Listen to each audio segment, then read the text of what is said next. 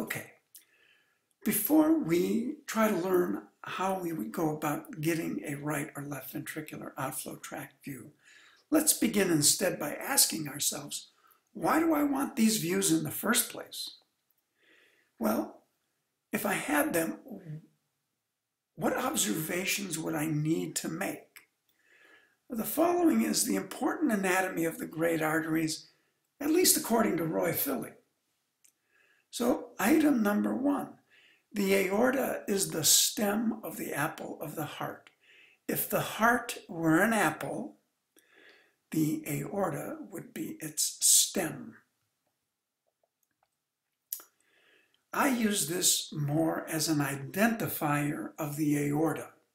So, I'm looking at the screen, I see this thing beating, I'm going with heart. I see this great big vessel coming out of the dead center of it, I'm going with aorta. The next important one is that the anterior wall of the aorta is continuous with the interventricular septum. So we want to see that the anterior wall of the aorta flows unbroken into the interventricular septum. In this stylized view of the left ventricular outflow tract, you can see that the anterior wall of the aorta is continuous with the interventricular septum. It is also true that the posterior wall of the aorta is continuous with the anterior leaflet of the mitral valve. That is also an observation that we could make, but I don't make that observation. The observation that I make is that the anterior wall of the aorta is continuous with the interventricular septum. The aorta and the pulmonary artery are about the same size. When we were discussing the four-chamber view, I said I wanted the left and right ventricular diameters to be about the same size. And similarly, I want the aorta and the pulmonary artery to be about the same size. Now, a bit later in the lecture, I will slightly modify this criterion, but for now we want to observe the two great arteries to be similar in size. Next, we know that the pulmonary artery lies anterior to the aorta, and that is an observation I dearly want to make when observing the great arteries. I want to see that the pulmonary artery is more anterior in position than is the aorta. At the root of the great vessels, the pulmonary artery is the branching vessel. So here we've cut aside the ascending aorta and the superior vena cava, such that we can see the bifurcation of the pulmonary artery with the right and the left pulmonary artery. So I want to see that the pulmonary artery is the branching vessel. Now again, I use that more as an identifier, similarly to the way I use the aorta as the stem of the apple. So I'm looking at the great arteries, I see this great artery branch. I'm almost certainly going to call that the pulmonary artery. Finally, I want to observe the right pulmonary artery to pass behind and touch the aorta. So again here, cutting away the ascending aorta, you can see that the right pulmonary artery passes directly behind and touches the ascending aorta. So here we have turned the heart around so we can see it from its posterior aspect. And you can see that the right pulmonary artery literally hugs the ascending aorta. You'll notice that I call that gravy. I'll tell you why a little bit later in the lecture. Now, the reason that the LVOT tract view is sometimes also called the long axis view is because it lines up on the long axis of the ascending aorta.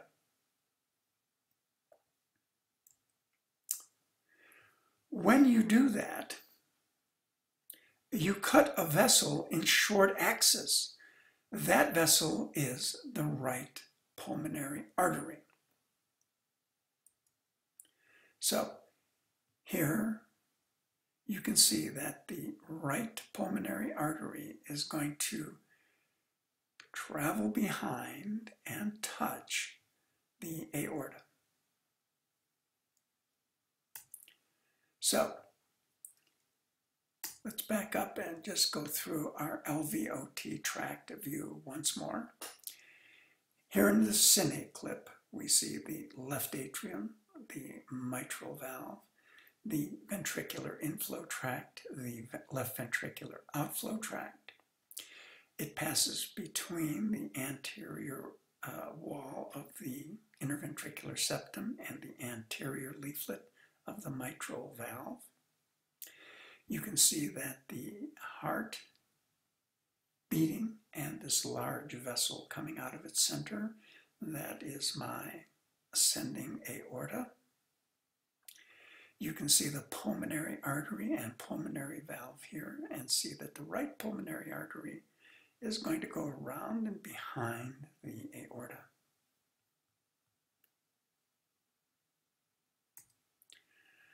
What do I want to know about the left ventricular outflow tract view? Again, I want to know that the aorta is the stem of the apple of the heart. I want to be able to observe that the anterior wall of the aorta is continuous with the interventricular septum. And if possible, I would like to see the right pulmonary artery travel behind and touch the aorta. Now, my point is the following, that if I can actually see that the anterior wall of the aorta is continuous with the interventricular septum, then I can absolutely assure you that the aorta is the stem of the apple of the heart. I've already said that seeing that the right pulmonary artery travels behind and touches the aorta is gravy. So my bottom line observation for the left ventricular outflow tract view is that the anterior wall of the aorta is continuous with the interventricular septum. That is the one observation I insist upon making. Here we have the right ventricular outflow tract view. And if we thought of it in a similar fashion to the left ventricular outflow tract view, we would be interested in the column of space and blood leading to the base of the pulmonary valve. Therefore, that is the view we would be looking for. But in fact, the right ventricular outflow tract view is designed to follow the right pulmonary artery. So, the whole plan for the right ventricular outflow tract is to follow the right pulmonary artery. If you do that, two things will happen. First, you will cut a vessel in short axis. That vessel will be the ascending aorta. Second, you will get an opportunity to see the ductus venosus, ductus arteriosus, connecting the pulmonary artery to the descending thoracic aorta sitting in front of the spine. Here we have our right ventricular outflow tract in a cine clip. Right ventricle, tricuspid valve, right ventricular inflow tract, right ventricular outflow tract, pulmonary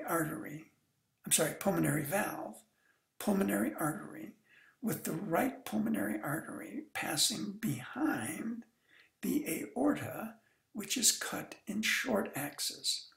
We also get an opportunity to see the ductus arteriosus travel back and communicate with the descending thoracic aorta in front of the spine. So, ductus, ductus, ductus, right PA, right PA.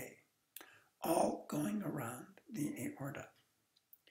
Now, what observations do I want to make on the right ventricular outflow tract view? I want the pulmonary artery to be about the same size as the aorta. I want to see that the pulmonary artery is more anteriorly positioned than the aorta. And I want to see the right pulmonary artery travel behind and touch the aorta. Now, although it is difficult to describe the exact planes of section that these views represent, they do have a highly specific relationship. In the left ventricular outflow tract view, we see the ascending aorta in long axis and the right pulmonary artery in short axis. In the right ventricular outflow tract view, we see the ascending aorta in short axis and the right pulmonary artery in long axis. Therefore, these are orthogonal views.